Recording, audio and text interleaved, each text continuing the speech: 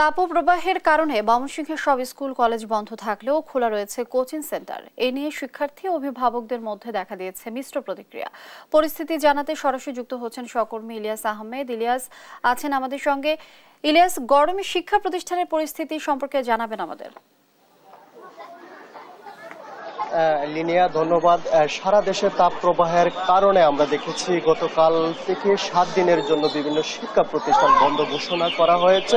অর্থাৎ ময়মনসিংহেও কিন্তু বিভিন্ন শিক্ষা প্রতিষ্ঠান বন্ধ ঘোষণা করা হয়েছে। অর্থাৎ আমরা দেখছি যে সকাল থেকেই বিভিন্ন শিক্ষা প্রতিষ্ঠান বন্ধ ঘোষণা করা হলেও যে প্রাইভেট এবং কোচিং সেন্টারগুলো আছে সেইগুলো কিন্তু খোলা রয়েছে। অর্থাৎ গাদাগাদি করে শিক্ষার্থীরা সেখানে ক্লাস নিচ্ছেন এবং এই বিষয়টি নিয়ে নাগরিক সমাজের নেতৃবৃন্দরা উদ্বেগ প্রকাশ করেছেন। তারা বলছেন যে যে জায়গায় সরকার প্রচন্ড তাপদাহের কারণে তারা স্কুল কলেজ বন্ধের সিদ্ধান্ত নিয়েছেন, সেই জায়গায় আসলেই বিভিন্ন শিক্ষকরা তারা কোচিং সেন্টার খোলা রেখেছেন, সেই বিষয়টি নিয়ে কিন্তু উদ্বেগ প্রকাশ করেছেন। এবং আমরা এই বিষয়টি নিয়ে সংশ্লিষ্ট কর্তৃপক্ষ যারা আছেন তাদের সঙ্গে কিন্তু কথা বলেছিলাম। তারা বলছেন যে এই কোচিং সেন্টারগুলো বন্ধের কিন্তু তারা প্রশাসনকে জরুরি ভিত্তিতে এই কোচিং সেন্টারগুলো বন্ধের কিন্তু ব্যবস্থা নেওয়ার যে পরামর্শ সেটি কিন্তু তারা দিয়েছেন। এবং আমি একটি কোচিং সেন্টারে রয়েছি, সেখানে আপনার মাধ্যমে একটু দেখাতে চাই। আপনি দেখতেই পাচ্ছেন যে এখানে কিন্তু ছোট ছোট ছেলে মেয়েরা কিন্তু এখানে ক্লাস করার জন্য আসছেন। অর্থাৎ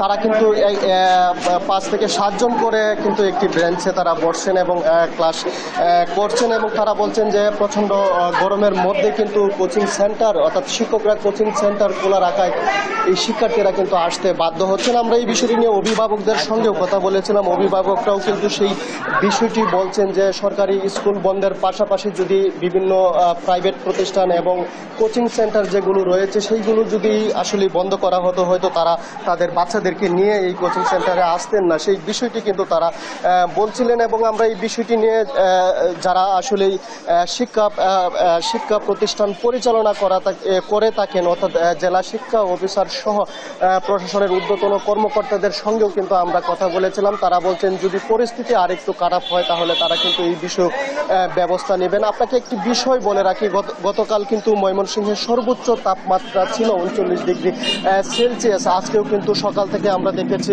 তাপমাত্রা কিন্তু ব্যাপক হারে বাড়ছে। অর্থাৎ আগামী আরও কয়েকদিন তাপমাত্রার যে ঊর্ধ্বগতি সেটি থাকবে এবং সেই বিষয়ে আসলে সংশ্লিষ্ট সহ এবং বিশেষ করে শিক্ষার্থী যারা আছেন এবং শিক্ষক যারা আছেন তাদেরকে কিন্তু আরও সচেতন হওয়ার কথা বলছেন নাগরিক নেতৃবৃন্দ সহ বিশেষজ্ঞরা। এবং এই ক্ষেত্রে যদি আসলে কোচিং সেন্টার চালু থাকে তাহলে কিন্তু বাচ্চাদের নিয়ে আসলে একটু চিন্তার কারণ হয়ে দাঁড়ায়। লিনিয়া, এই ছিল আমার কাছে ময়মনসিংহ থেকে কোচিং সেন্টার চালু প্রচণ্ড তাপদাহের মধ্যে নিয়ে যে সমস্যা হচ্ছে তা থেকে সর্বশেষ তথ্য। ইলিয়াস, ধন্যবাদ আপনাকে।